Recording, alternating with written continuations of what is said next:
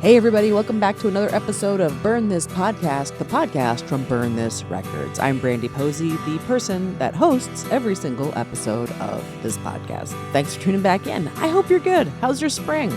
LA's not on fire anymore, so that's good. But you know what is on fire? Ooh, listen to that transition. The next release from the label. It's from Shannon Norman. The album is called Goodnight Sweet Bits. Shannon is a great comic out of Pittsburgh, Pennsylvania. He runs a lot of really great local indie shows in that area and is a pillar in his scene and a pillar in my heart and soon to be yours. Enjoy my conversation with Shannon and pick up a copy of his album wherever you buy your albums. Enjoy my conversation with Shannon. We don't need no water, let the motherfucker burn. This podcast. You know what's funny? You have one of the bits in the album that is about all the other Shannon Normans, and I pulled up a couple of them when I was re-listening to it today, and I've been looking at you on Zoom, but also there's a life coach named Shannon Norman. Oh, yeah? That has just been staring at me also on my screen. Amazing. And I keep forgetting, and then I'll look over and be like, yeah. So I'll have to. I think with the album coming out, I should send out apology cards to all of them. You should make a promo code for buying one called like the other Shannon Norman, and then be like, hey, this is only available for you since you are one. If you want to see what like your male counterpart is up to, just be aware. I went to the one that I talk about on the album, the lawyer. Mm-hmm. I was in Kansas City for a wedding. Okay. And the whole time the timing wasn't right, but the whole time I was like, if there's any free time, like I got to go to her law firm. Like I got to get a picture there. Cause it was on a weekend. So I was like, I'm assuming she's not going to be there.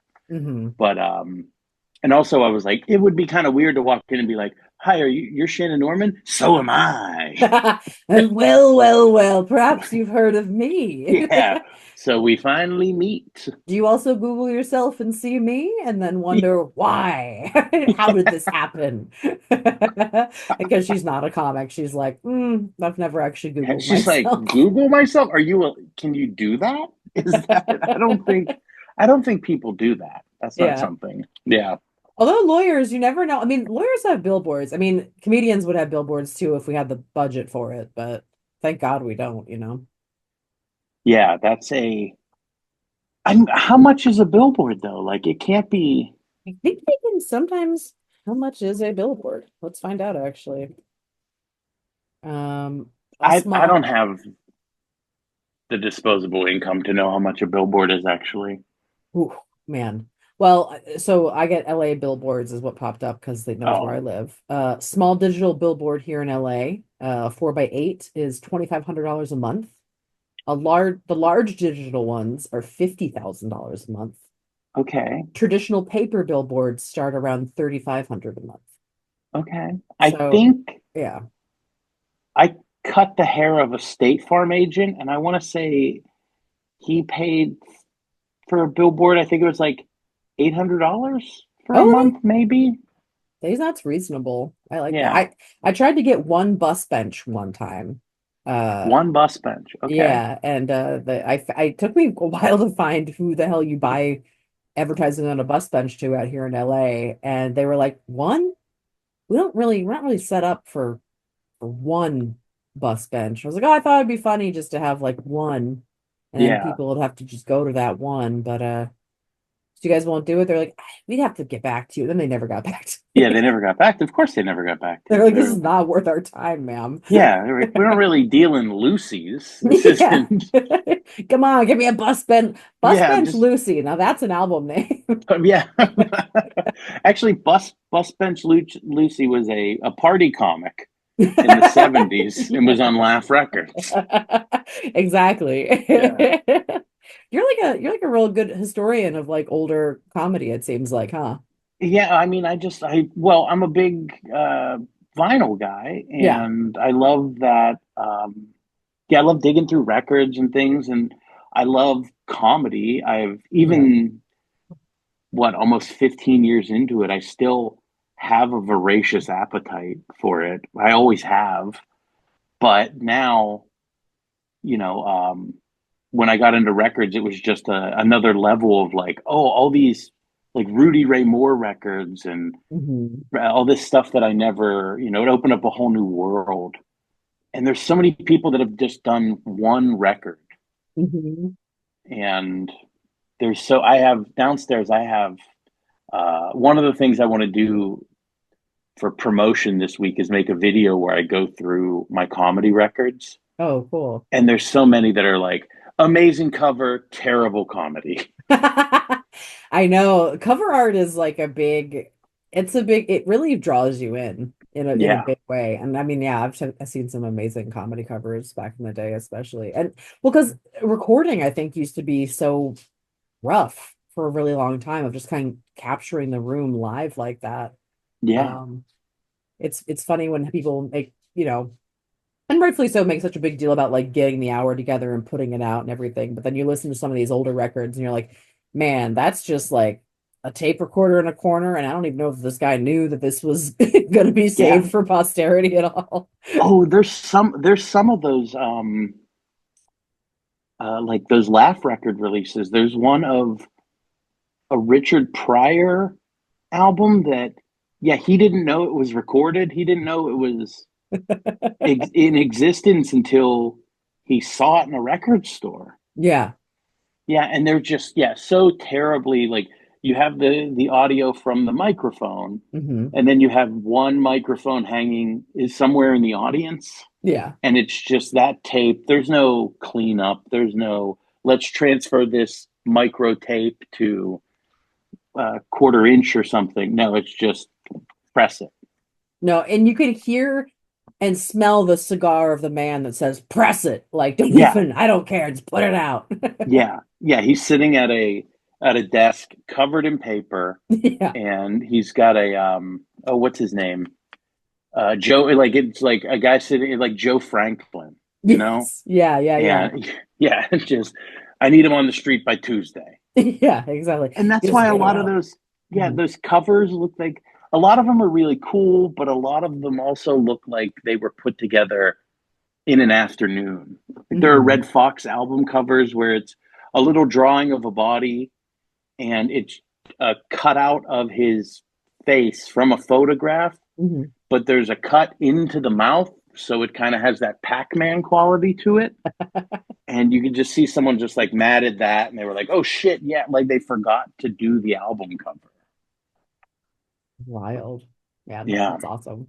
Yeah, a really cool thing with like your record is like you're giving like an homage to a lot of these older albums and like we have a new logo for the network because of you. So thank you. Yeah, thank you. I It's mean, very thank cool. you for letting me to do that laugh record thing. I thought it would just be great and fit in with the cover. Yeah, it's just a And very fun like little Easter egg, I think, for comedy like yeah, fans that look back at yeah, the and history of Joe, the I thing. mean, and Joe Macchio did amazing Yeah. work on it, and I couldn't have, it was great to everybody that I worked with on this, Joe and Tom and Amir who directed it. Everybody in those meetings that I had, I was like, here are my crazy ideas. And all of them went, yes, let's do this. This is Yes. amazing. Yeah.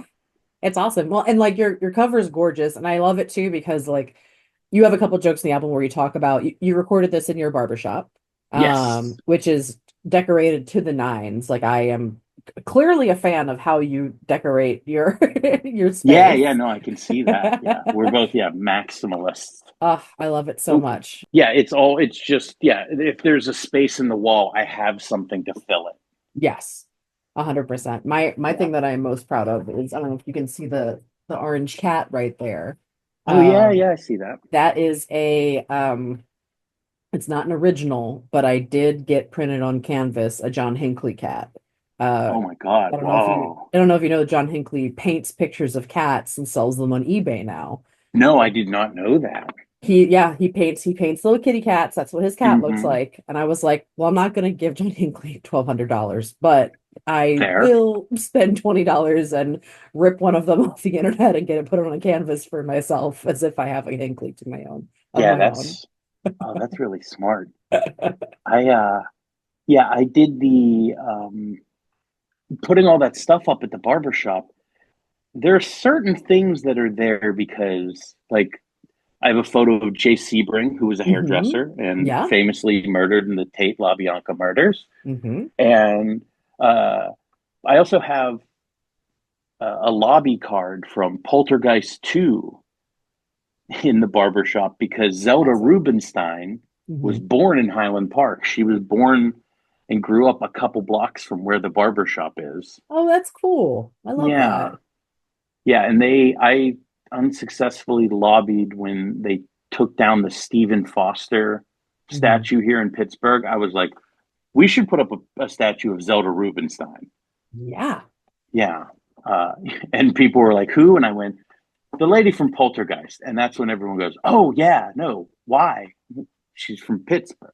Yeah. We should celebrate our local heroes. Yeah. Let Yeah. us have this. And there's something about Zelda Rubinstein that every single person that I told she's from Pittsburgh, you could see on their face that they would go like, huh, yeah, no, that makes perfect sense. That totally checks out. There is a Pittsburghian energy. Well, I'm from Baltimore originally, and Pittsburgh Mm-hmm. feels like a very sister city to Baltimore in a lot of ways because Yes. we have a lot of Zelda Rubinsteins in Yeah. Baltimore too. And I mean, yeah, home of John Waters. Like she's Yeah. like a Watersy type character, it feels like to me. Yes. She would fit Yes. into his films.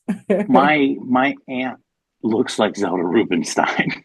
I And wish there was a statue. Man, that I want to sign that petition myself. Get it going I'm again. gonna I'm gonna get the ear of the Highland Park Community Council, and I'm really gonna stump for that we Cool. should be, celebrating uh her. We celebrate Billy Eckstein, the singer. His birthplace has a plaque in front of it, and that's like four doors down from the barber shop. And yeah, I think we could do this. This is going to be my new. I'm done with comedy. This is my official retirement. I'm Zelda Rubinstein preservationist now. I don't know what's cool anymore. I turned 43 recently. I had my 43rd birthday. Yeah, I'm a Leo. You're welcome. But I'm not like a normal Leo. I'm not like, oh, it's my birthday month, or like week or anything. I just want a day, and I want there to be a theme. And it drives my partner kind of crazy. She's like, so what's the theme for the birthday this year? And I'm like, man, it's getting harder and harder. I might drop the theme. This might have been the last year with the theme, because it used to be easy, you know?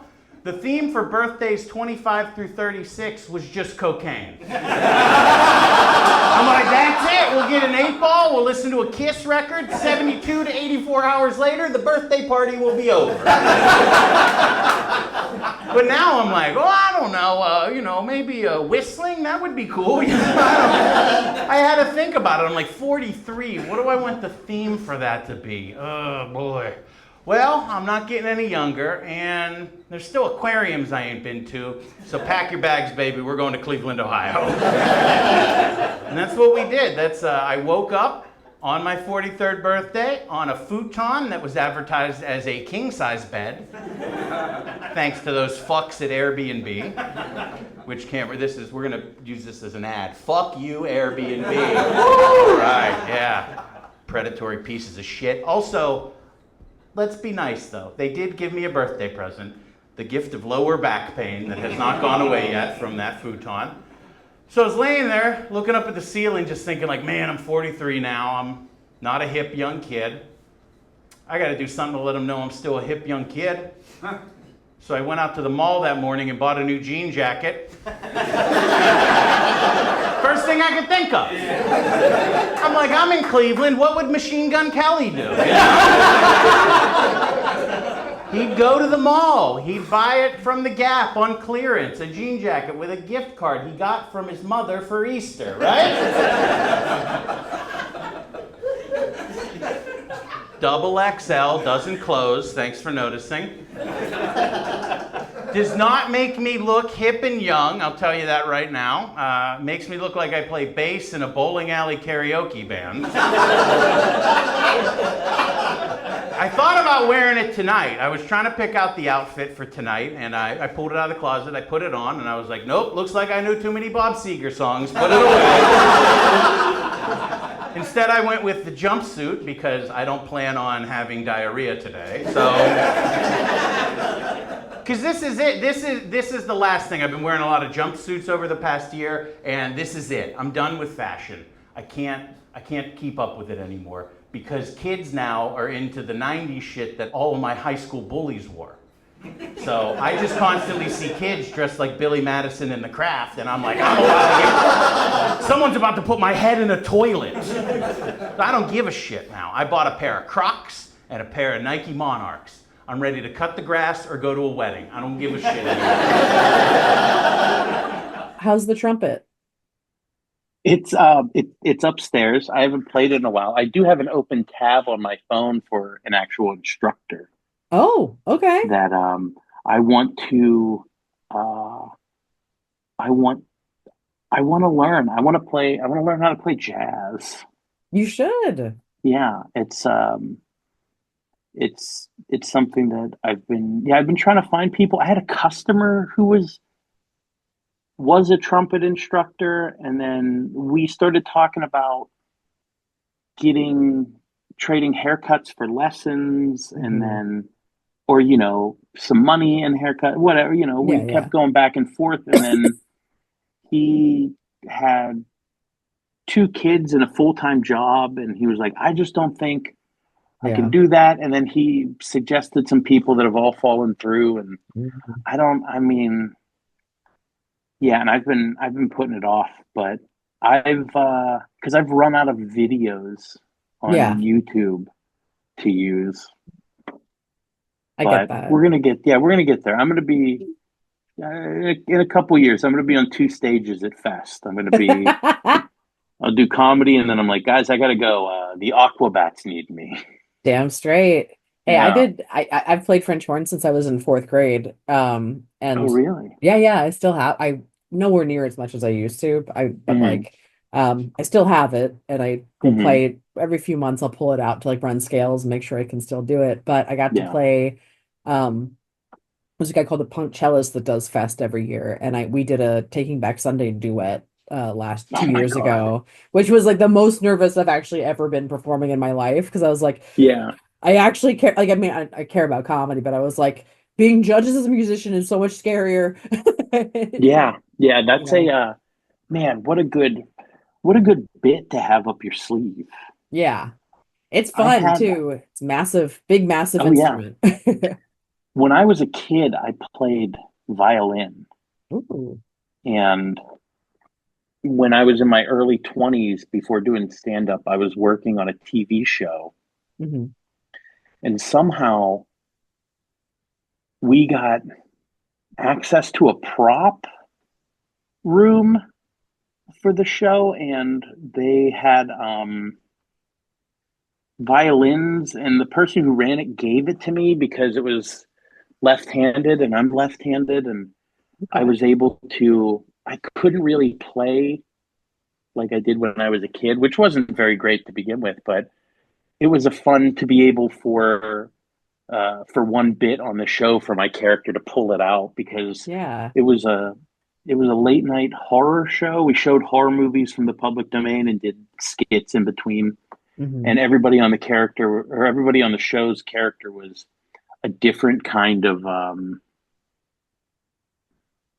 thing. There was the zombie, and there was a devil, and I was a dead clown, and I wore juggalo makeup, and it was very, and of course it was I had a mohawk, and it was, it was very fun for at least one bit to pull it out and play hot cross buns.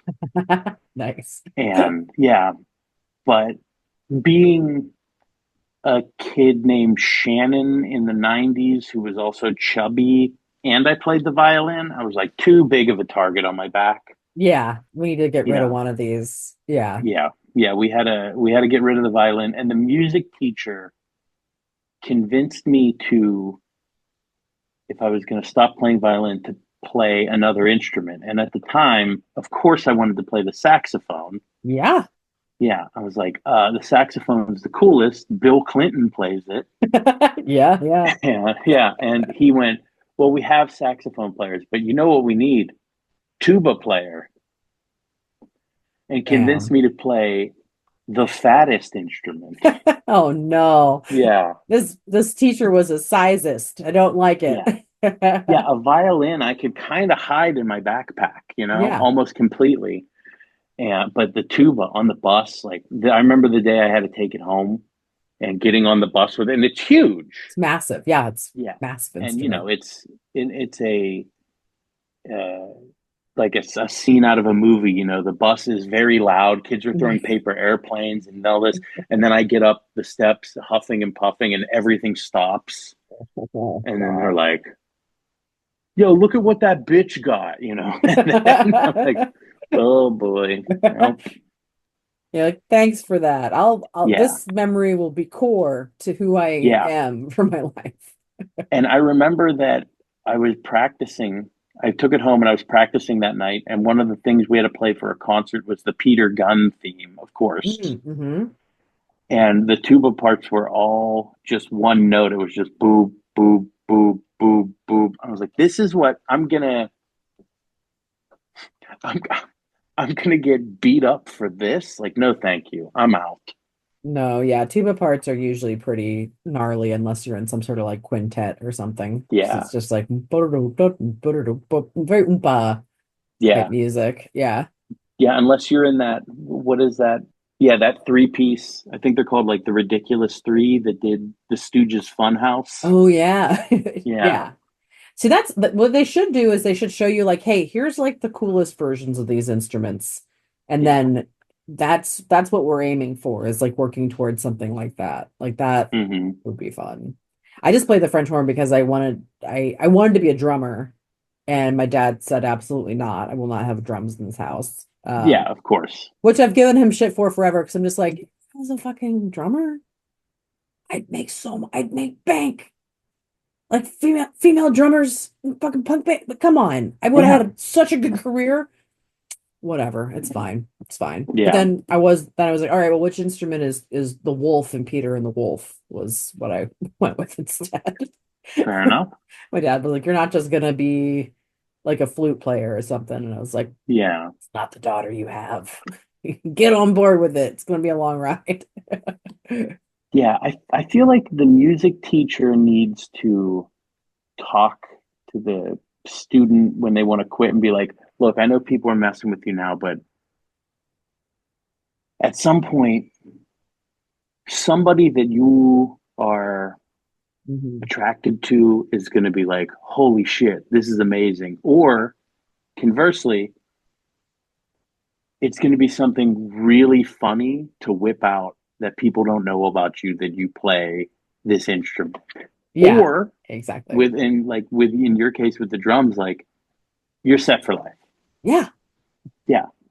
That's a very different path. That would have been amazing. But yeah, and I mean, I'm sure that everywhere is the same as the Pittsburgh punk scene, but it was like being able to play the drums was kind of like being able to dunk a basketball. You got picked first and often. Yeah. No, exactly. It was just like everyone was always looking for a good drummer. Yeah. And they still are. Drummers are, it's interesting because I was reading something recently about how like it's harder and harder to find young drummers now because of like people aren't living in houses as much, like it's like this space to actually have a drum set doesn't exist in like most like young kids like situations now, and they're expensive, if you're growing up in like apartments or something, or like shared walls or whatever, or like you can't have a practice space. Like it's become like the economy is taking out drummers, which is taking out future rock bands, and that is if I were to run for office, it would be a part of my campaign for more equal pay for everybody. Like a chicken in every pot, a drum set in every garage. Absolutely. I've tried a couple different things. Like the most recent one is I bought a trumpet. No bad ideas in a brainstorming session. I bought a trumpet. Do you know they'll just mail you a trumpet? Like if you got $87, they'll just put one in a box and send it to you. No background check.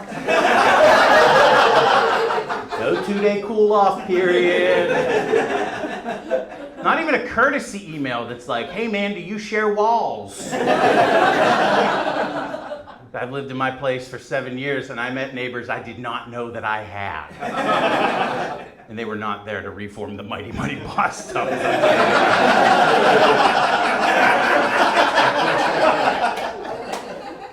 So I got the trumpet. Well, let's be honest here. 6 months before that, I got a medical marijuana card. Does anyone else here have the medical marijuana card?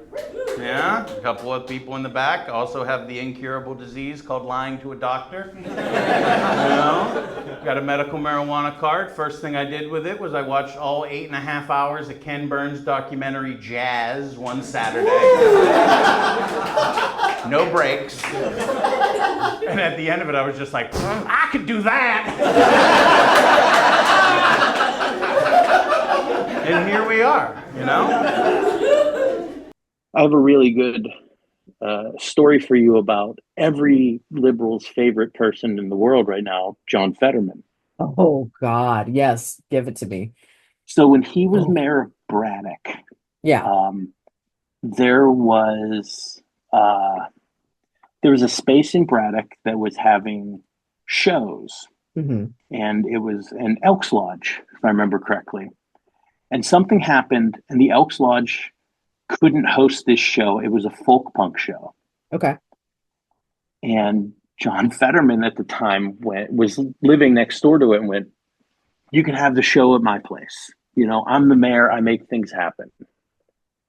So 20 or 30 people go over to this folk punk show that's happening in the bottom of his house. It's like a big loft situation. And on top of the house, he had 2 shipping containers put on to make it an even bigger house. Yeah. Pretty cool. Yeah, yeah.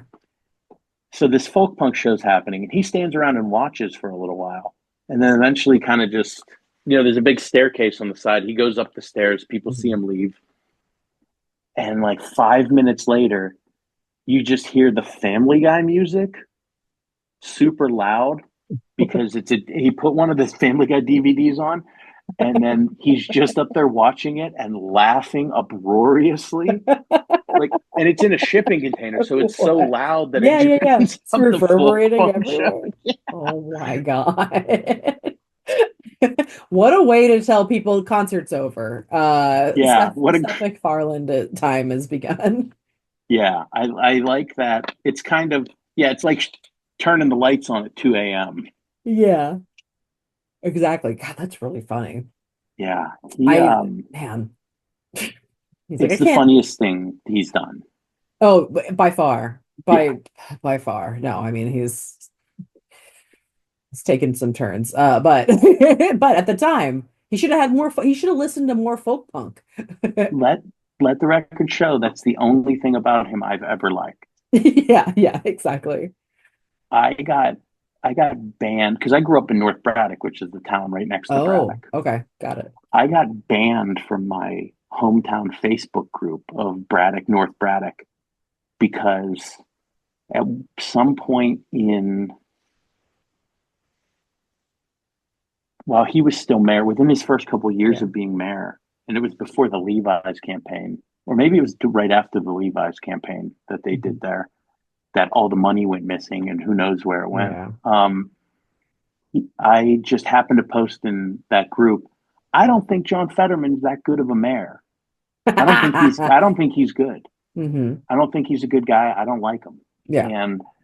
And I was out. It was a Saturday night. I was at a bar, and I think I just hit my limit of people telling me how great he was. And I was like, he's not. He hasn't done anything. He's in here 1, 2, 3, 4, 5. All these things he's doing wrong and poorly. And it's Braddock was a food desert, and he was trying to put a community bread oven in. I'm like, yeah, that's what the underserved people need, is to bake their own bread.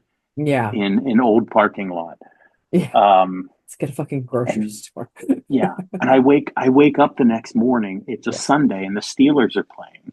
Oh And I man. wake up and I open Facebook, and it's 159 comments of people arguing with me, and then I start and this is Yeah. when I posted opinions like that and Mhm. engaged with people, which is something I really try not to do anymore. Yes. But yeah, and at some point, someone was like, "You're just trying to troll us," and I went, "I'm not. These are my beliefs." And then the comment under that is someone went, "Hey, how about something we can all agree to? Let's go Steelers." And I responded to that, "I hope they lose and they sell the team." And then I commented on that and went, "Okay, that feels like I am trolling now. I can own that one." Here's my question for you. How long after the John Fetterman Facebook fight did you get sober? Oh God, a decade? Oh, okay, got it, got it, got it. Okay, cool, Yeah. cool, cool. I was Yeah, this wondering if they was were related in any way whatsoever. no, no, no, no, no, no. Okay. I no, because then I would be like, well, at least he helped me get sober. Yeah, yeah. But no, while I was around that time, I did a show in Fort Wayne, Indiana for Alex Hmm. Price and Let's Comedy. One of those, remember he used to do those big Oh yeah. Follow Friday shows? Yeah, yeah, yeah. Big post, Follow Hmm. Friday, all this. I'm super excited. I Yeah. drive out to Fort Wayne, and something happened before the show. I saw something online, and it got me so mad. And I'm kicking back. I'm doing like shots with Tim McLaughlin and Josh Cox, Yeah, yeah. and when I go up, I bomb so bad because I'm so mad. And no one knows who John Fetterman is Yeah. there at this No. show, and I spend the almost the entire set trying to explain who he is. I'm like, so he's this mayor of this town. It's the town next to where I grew up, and every instinct in me is like, tell a joke. And I'm like, no, they need to know. They need to know about this homunculus who dresses like a strip club bouncer. Yeah, yeah, yeah. Yeah. And then at some point I go, none of this is relatable, huh?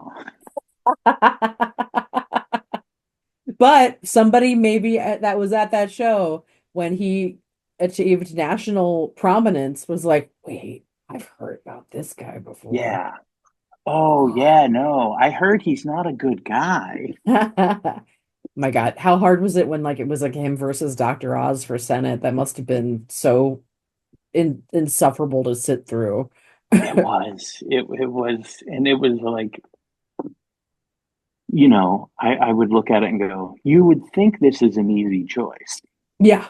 Yeah, no, exactly. I have Yeah. personal beef with this man though, for good Yeah. reasons too. And Yeah. then time has only proven you right, unfortunately. I wish that was Yeah. not true, but I would much rather still be the a singular or in the minority of dissent yeah, about him. But yeah, oh, at some point, everybody around here was just so like, he's the greatest thing in the world. I'm like, there's nothing's happening. yeah.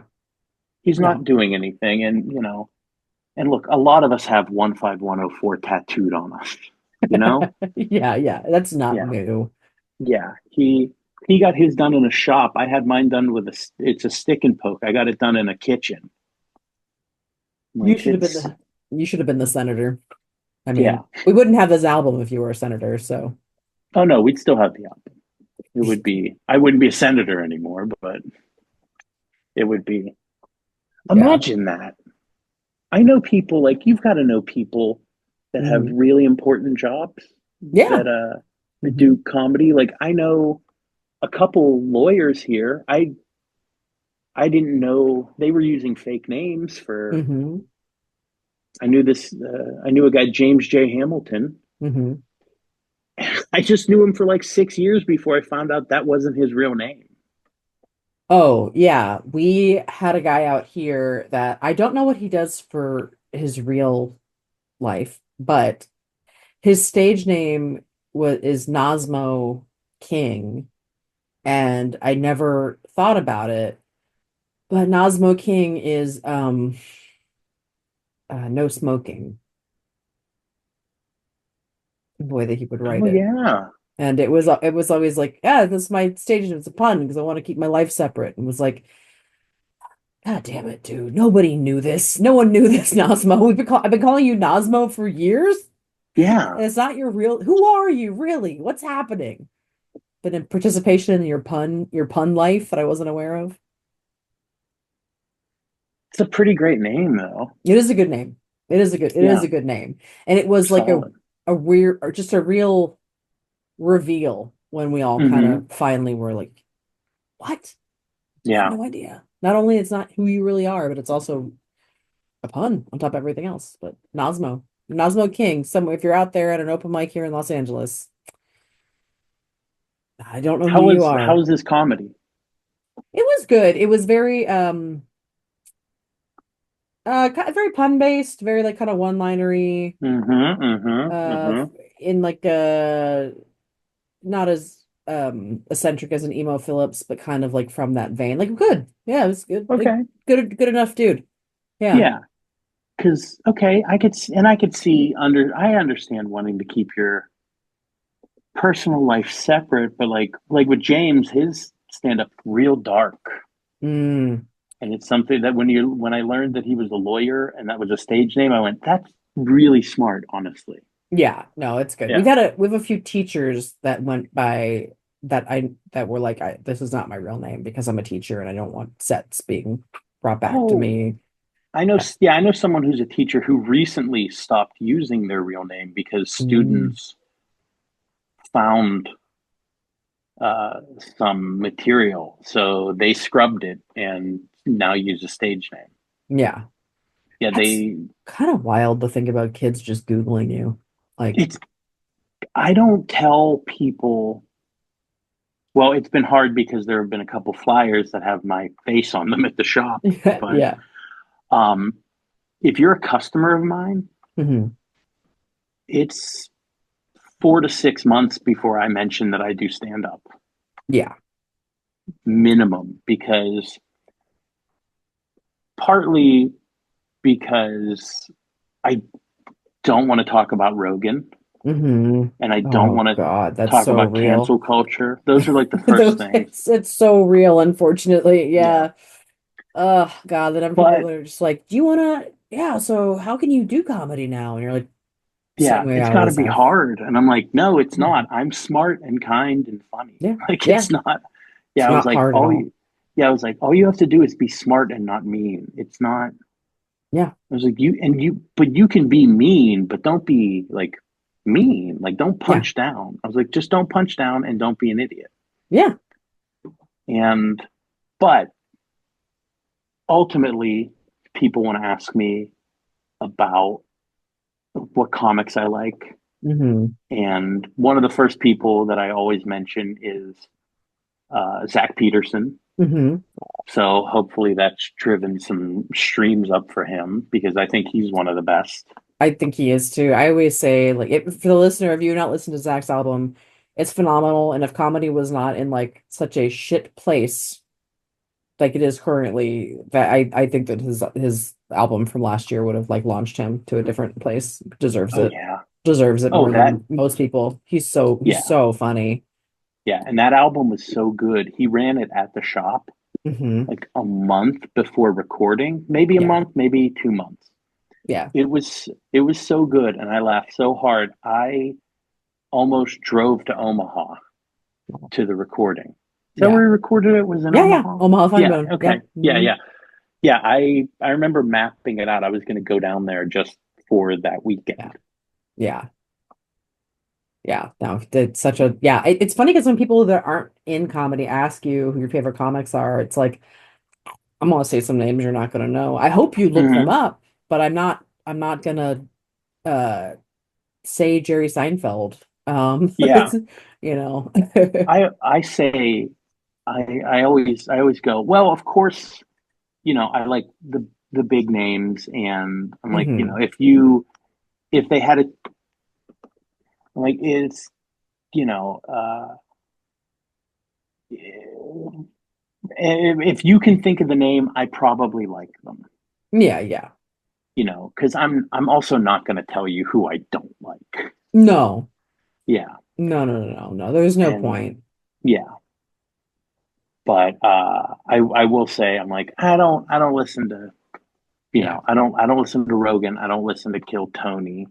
It blows Yeah. my mind to people that from all walks of life who enjoy both of those things. Yeah. But I'm like, yeah, I don't. I was like, I listen to old video game podcasts and podcasts about the first 100 years of like Hollywood. Yeah. Like, I don't. Yeah, I'm like, I don't listen to comedy podcasts No. um, That's not what most I'm of the doing. time because I don't want to talk about podcasts either. But Yeah. um, yeah, that's what I do. I go like, yeah, I like all the big name, the classic comedians I grew up on. I'm like, anyone who's on early Comedy Central, and then I go, but people working right now, I do say, I lead with my favorite stand-up comedian Mhm. currently living is Dana Gould. Yeah. Hmm. Yeah, and then I'm like, and then from there, I'm like, it's uh, Zach Peterson. I throw your name out, Oh. Beth Stelling, Yeah. Amber Autry, Steph Yeah. Tolev, uh, Nathan Lund. All these Hmm. David Bory, all these people, and they're Yeah. and no offense to you or anyone I just Yeah. said, everyone from Dana Gould on, they're like, I've never heard of any of those Nope. people. I'm like, you should check them all out though. Yeah. I promise they're better than most of the stuff that your phone is showing you. Yeah. Yeah. There's a lot of really good comics out there. Yeah.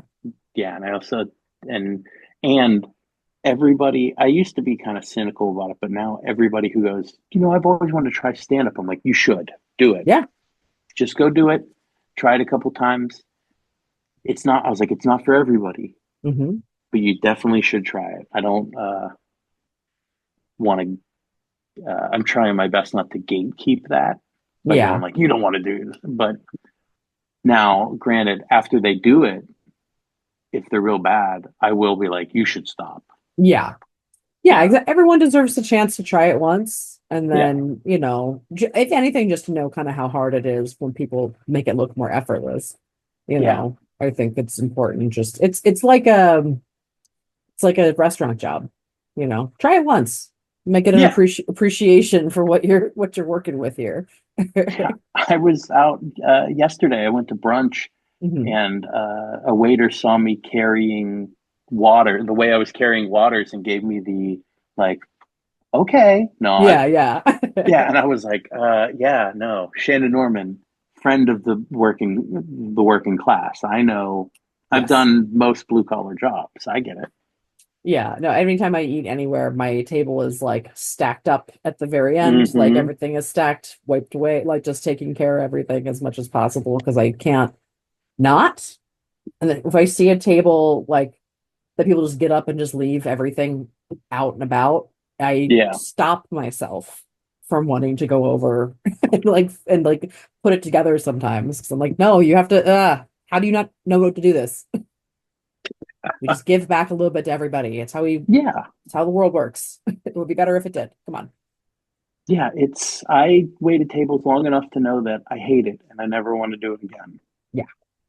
And No, I yeah. will never be, Same. yeah. I learned that at an early age. I was like, this sucks.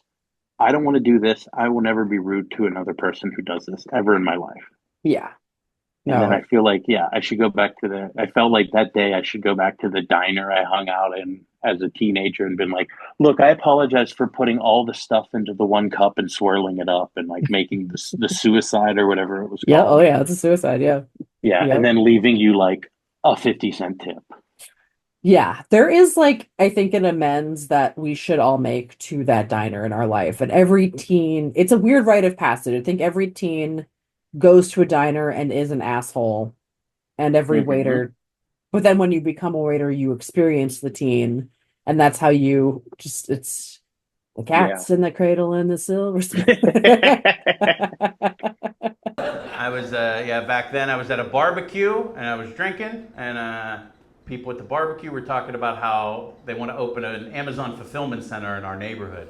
And everyone at the barbecue was against it. They were like, it's going to mess up the infrastructure, it's going to tear up the roads. It's going to cause pollution. And all I heard was, they're talking shit about my boy. Jeff needs me. Let me tap in. And I got up there and I was like, Amazon's the greatest thing to ever happen to this world. They got everything. I bet you they even got switchblades.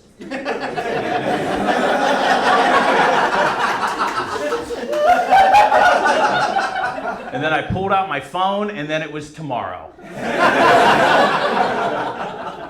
And then the next day, there was a box on my porch, which was a normal occurrence back then. And I was like, oh, I got myself a present. What's in here? 24 switchblades. It's a weird party I'm about to throw, but all right. And I didn't do the smart thing. I was about to go out on the road and do some shows. I didn't take them to Whole Foods and one by one put them into the return box. I was like, ooh, I got a good idea. I know what I'll do. I'll write my Instagram handle on them and sell them as merch. That'll be hilarious.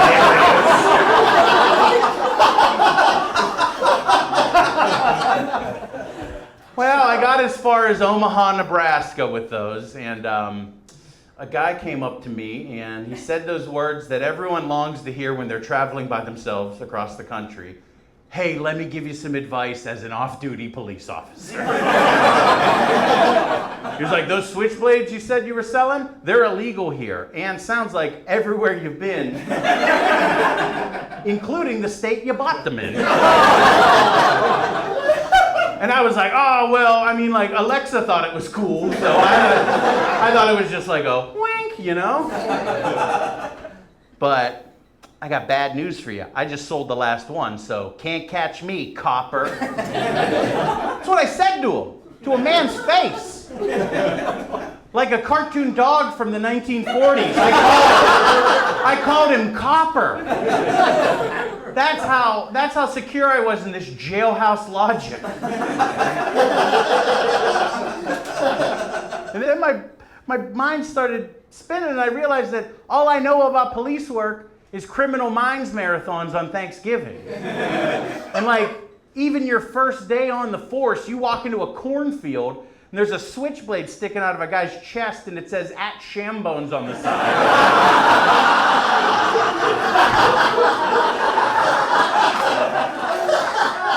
You're going to be like, why don't we pull up this rascal's Instagram, see where he's been recently.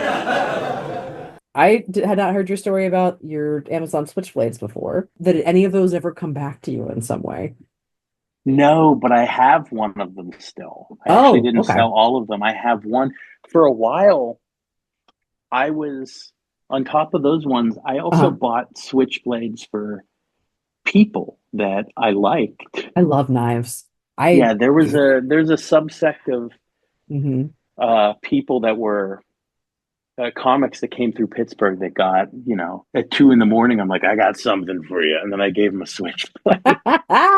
Oh, I love that. I come from knife people. Like my dad has 2 Bowie knives in his car at all times. Like on Christmas morning, my dad, my brother, my fucking uncle all pull out Leathermans to like open every packet. There's just like constantly knives around. Like I have been gifted many from my family of various sizes and shapes. And that's amazing. Forged in Fire is like my favorite TV show. Okay. I have a lot of opinions about how knives are made. I have taken a smithing class.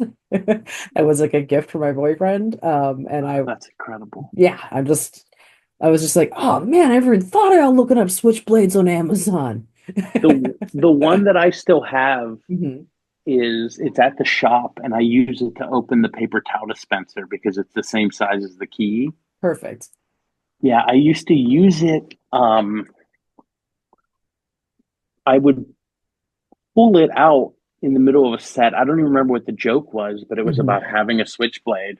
Yeah. And I would pull it out, and I was with Owen Straw on the road, and one day he went, you're just like making everyone uncomfortable because you're pulling a knife on an audience. I went, no, it's a bit. He went, no, it's almost a mass mugging. I was like, oh yeah, no, you're right. And I went, I'll really consider that. And then a couple days later, I was at Hambones and at an open mic, and I pulled it out, And I also, after I pulled it out, I would throw it into the stage, Ah, ha, ha. and it fell and Oh, bounced because oh it was shit. so dull and shit, and bounced into the audience. I was like, well, that's it. That's Yeah, the end of this. it's over. Yeah. Yeah, that bit is retired. It's really funny. Oh Yeah. man. But Yeah, yeah, well, so it's in my drawer. nice. Well, good. I'm Yeah. glad you at least still have one of them. I hope the others are out there floating around. I'm glad they haven't They're been used to commit any crimes. So that's yeah, good. no one's ever contacted me, but they're out there. How do you feel as a Switchblade owner and barber? How do you feel about the Switchblade or the Switch combs? Oh, I have a mini switchblade comb on my keys, Oh, okay, cool. and there's like four of them at the shop. I love them. I remember when I was a kid, I remember seeing those the first time and being like, Hmm. genius. What is Yeah. that? What a genius idea. There's a really nice one, like a metal switchblade comb that pops up online every once in a while. It's like it's a quality. I love a quality vintage Yeah. novelty item, Yes. Yeah. Yeah. and yeah, and sometimes I miss them all the time, but I'm gonna get one at some point. Hmm. I like Yeah. that. Yeah, that would be fun to have. I used to have uh in my house I used to have a like a little box that inside of it was one of those like retractable blades that like plastic guy. Yeah, yeah, yeah. But I would often like come home and if somebody was over and we're talking about something stupid, I would just take it out and just stab myself in the head a bunch. Just like, oh, it's so fucking stupid. It was like Hmm. just a fun bit for everybody. The first time, be like, what the fuck is happening? Like, I don't Yeah, know. no, very, yeah, it's a jarring. Yeah. What I've learned in my years, Brandy, is knives make people uncomfortable, And especially when they don't know they're fake. and thank you for the reminder. It is good Yeah, to be reminded of such things. yeah, Because I usually just go, ooh, knives. yeah. Because I also, whenever I open up the paper towel dispenser Mhm. and refill them, 9 times out of 10, I then Google spring assist stiletto knife, Mhm. uh, legal question mark, and then hit the shopping tab Yeah. because I'm always like, I should get like a real switchblade. Yeah. I'm mature enough. I deserve a real. I'm like, I don't need a real. Yeah. Yeah, what am I opening? Oh, yeah. Nothing. I've looked at butterfly knives before and been like, ma'am, why? Yeah. Are you just going to be like, I'm not going to. Oh man, my older brother had a butterfly knife Oh, yeah. in a drawer in his dresser. Yeah, and when no one was around, I would pull it out and do that. Yeah. It's Yeah, I'd just fucking be in the cool. yeah, I'd be in our shared bedroom as a kid watching Wayne's World 2 on HBO and just playing with a butterfly knife. Yeah. You talk about, do you have a sword? Because your No, clothes are no. about swords, so I wasn't sure if you Yeah, potentially had one or not. Okay. no, I don't. I had a roommate though. I lived with the guy for 5 years who was a big sword guy. Yeah. And you know the Bud K catalog? No, what is that? The Bud K catalog is a mail order Oh, catalog, and it's all swords, and yes, I see it's it now. basically, yeah, it's a magazine of a flea market table because it's all those shitty. You could get the Yep. ninja stars that look like playing cards and all that. Hmm. And he would order stuff from there constantly, like blowguns. And when I first moved in, he showed me his newest sword, which was like an Ocean City Chopper's sword. And on the Hmm. hilt, there were two skeletons riding motorcycles, and the wheels on the motorcycles turned. But they're all just like low quality swords. No, yeah, it's this stuff is like all just kind of garbage. I mean, Yeah. I love, man. I have some of my best memories are walking around flea markets with my dad and him being like, "Yeah, I'll get this lime green camo knife Mm-hmm. for some Mm-hmm. reason." You're like, "What are you doing with that? How many of these do you need?" I But have one of those like Rambo knives mhm. in the basement in a toolbox that had a screw on top that had a compass. It was from the 80s. It had a Yeah. compass, and in the screw on top, you could put matches and things. It was like a survival knife, but it's real hefty. Okay. And it's another one of the, like, this is the dullest thing in the world. Yeah. And yeah, I've used it to pry things open.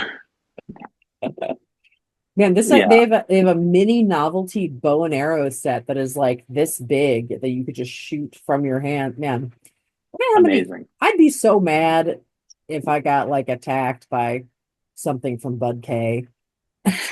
Be like, God damn it, don't rob me with Bud K bullshit. Yeah. Yeah, just imagine being in the Vaughn's parking lot and you're just like hand up to the neck, tiny arrow. Yeah, I know. No, exactly. Yeah. Yeah, they got a lot. I mean, you know, they got laser pointers on this site. Oh, of course they do. Remember laser pointers? What a moment. What a moment they Yeah. had for a minute. It truly, that's the last time that I felt like I was living in the future. I know. And then we got the And bad future. yeah, affordable laser. Yeah. And then you could like get the little caps on them that would make the laser a different image. You could like Mm-hmm. shine a Mm-hmm. peace sign on your friend's forehead. And you're Yeah. like, oh, guess what I did? Yeah, my now I have the cat toy that you can put that on and it's the Christmas tree and both of them love it. I got a trumpet. We got a cat. You know, my partner and I live together. We got 2 cats now, my partner and I. And I'm sorry, I should stop right there. She doesn't like when I use the term partner to describe her because she's made it very clear to me that we're not equals. Little awkward, you know? But she had to sit me down and go, listen, Shannon, I'm a licensed therapist in the state of Pennsylvania, and I hold a master's degree from a university. You, on the other hand, got a Bart Simpson tattoo at a punk rock festival. And I was like, oh shit, no, I hear the pay grade difference. I'm your boyfriend.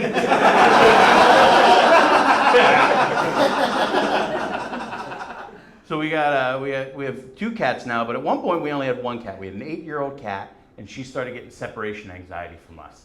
And I, with my new knowledge from the medical marijuana card, I was like, listen, babe, I've been doing a lot of research on these animated Disney documentaries. You know what we should do? We should get a kitten. Because then 8-year-old cat will have the kitten, and she's got motherly instincts, and they'll have adventures, they'll sing songs. They might even make a sandwich, who knows? Chris Pratt might voice the kitten, who knows? So we got a kitten, and the 8-year-old cat, like I predicted, started handing out life lessons. First life lesson she taught is that she does not give a fuck about the kitten. But that kitten is now my best friend in the whole wide world. Whenever I'm at home, he's next to me, and I'm petting him. I love him with my whole heart. I love this dude so much. Oh God, I just want to say into this camera, little man, I fucking love him. Honestly, I can't wait to show you this. God, yeah. I love this dude so much, I started peeing sitting down at home so I could pet him more. That's fucking real love. Oh, you got married, Garrett? I pee sitting down so I can hang out with my cat. We're just laying on the couch, you know? She comes home from work on a Monday. I'm there shirtless, kitten's laying on my belly. I'm holding his paws. We're watching Sister Wives on HBO Max. For like 5.5 hours, you know? She just goes, this is a weird relationship you two have. I don't like it one bit. And I'm like, no, we're just best friends. This is how best friends hang out. We're just having a brat summer, you know? Thank God you weren't here a half hour ago when we split an Italian hoagie, though.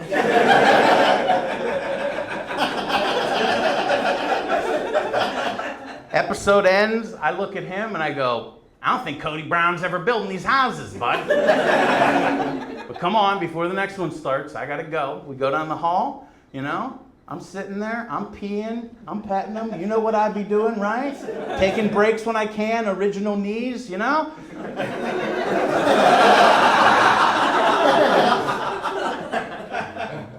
This little dude decides to jump in my underwear like it's a hammock. I'm like, all right, man, come on. We got to have a couple rules in this house, you know? I might have to put a door in this bathroom or something. So it's just the 4 of us hanging out there. I'm chasing them all around. All 3 of them hate all the free jazz they're getting. Me and my trumpet. And I'm like, it's the notes I don't play, you know?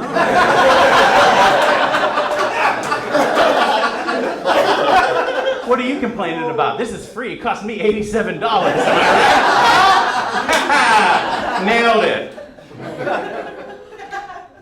Well, you know, we live together. We've been living together for a while, the old partner and I, you know, and people ask because since she's a therapist, they're like, what's it like living with a therapist? Is she like always trying to get you to talk about your thoughts and feelings? I'm like, yeah, it's a relationship, idiot. Of course. She's just a person, you know? She's just like, we hang out together and she's fun, you know? Like this morning, I was getting ready to come over and set all this up, and I was like, hey babe, I gotta stop at Target. Do you need anything? And she kicked the bedroom door open and was like, yeah, I need Pilot G2 pens and tampons, because I like to write while I bleed.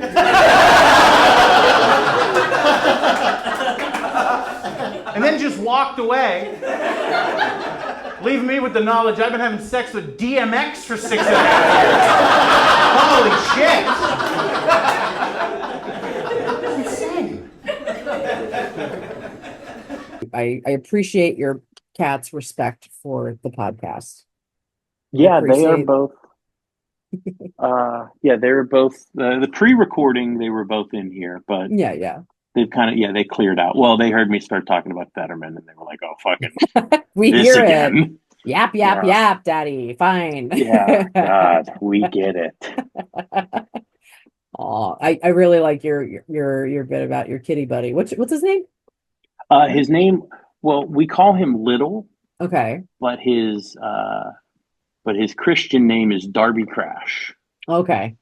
Excellent. Yeah, and the only person that calls him Darby Crash is the vet. Okay, perfect. Because we call him because he was the runt of the litter, and he's just a tiny little black cat. I love a black cat. Yeah. I love most cats. Like I've always had dogs, but I had a roommate that had a cat for a few years, and I really warmed me up to them a lot. Because a lot of my friends growing up had very unfriendly cats. They just were not interested. And then I've met a few as I've gotten older, people that are cats that are just down to hang and they want to play. And it's like, oh wow, you guys are just a weird little fun creature. Yeah, they could be completely detached. Yeah.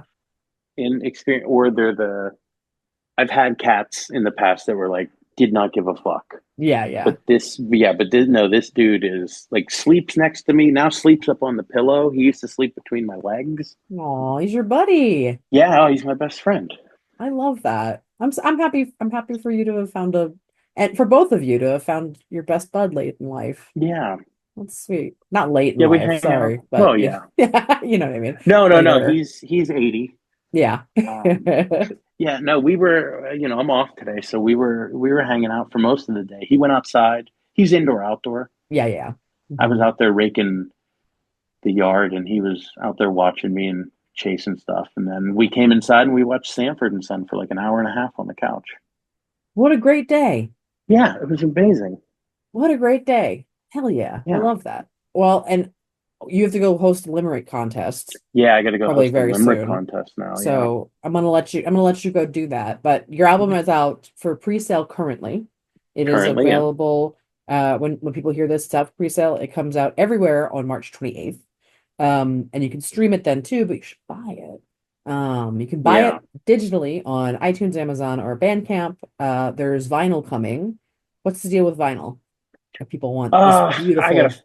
I gotta figure that out. There's a little bit of a lock on that right now, but it's coming. Yeah. What are you doing? Trying to make vinyl? Vinyl? Yeah. Nobody gets vinyl done smoothly. Yeah. No. No, I have a friend in Florida who's been trying to get an album pressed for 5 years now. Yeah. Damn. And there was all this jam up with in 2020 with, Mhm. Elvis Costello and Adele and Taylor Swift and all those people that jammed up all the indie people. Yep. But he's had some setbacks and stuff since then. So, Well, but hopefully. every once in a while he sends an email out and is like, "It's coming." I'm like, "Okay, Yeah, I we'll all believe. get there." Yeah, Yeah. Well, vinyl will come soon. The special, if you want to hear the album and then see the album, yeah. March 31st, March available on 31st, 8 p.m. YouTube. on my YouTube. Yeah. Hell yeah. And where can people find that and find you and all of the digital plugs? All the digital plugs. Well, I mean, on social media, I'm across the handle or across the board. The handle's Shambones with a Mhm. Z at the end, because I was going to rebrand everything to Shambones with an S, Yeah. but I can't get that Venmo, Oh, and that yeah. hinge that was holding everything. So Yeah, yeah, yeah. they and I didn't want to go half, and go everything Shambones with an S except Venmo, and Yes, it's really really annoying having to be like, but this one, lady to ladies like that. We have lady to comedy, lady to lady with the number two comedy. yeah. Very, very annoying. Yeah, it's annoying. So I have a website that I'm currently building, shambones.com. But yeah, I mean, Instagram is where all the links are up on everything. So whatever your preferred social media is, I'm on Amazing. there. Except Twitter, I don't. Yeah. Yeah, I don't Nothing. tweet any. I don't tweet anymore. I still have it just because. Yeah. Yeah, but I don't use it. But yeah, Blue Sky, Threads, TikTok. Yeah, I put the trailer out everywhere today, and Yeah, you yeah, can find Shannon on all the things. And if you live in the Pittsburgh area, Good Enough Comedy is the yeah, Good show. Enough Comedy, the third Thursday of every month. I'll be there in April. So, Yeah, if you live near your Pittsburgh area, come say hey. yeah, come on out. It's gonna be a great time. Buy the album. It's great. It's delightful. Go see, Oh, even if you don't buy the album, go look at the album. The art is gorgeous. I love it. It's funny, it's delightful, and I've like really enjoyed getting to know you more in the process. It's just been yeah, fun. thanks, Brandie. Yeah, this has Yeah, been fantastic. yeah, absolutely. All right, everybody. Yeah, Well, we'll talk to you guys later. Bye bye. bye.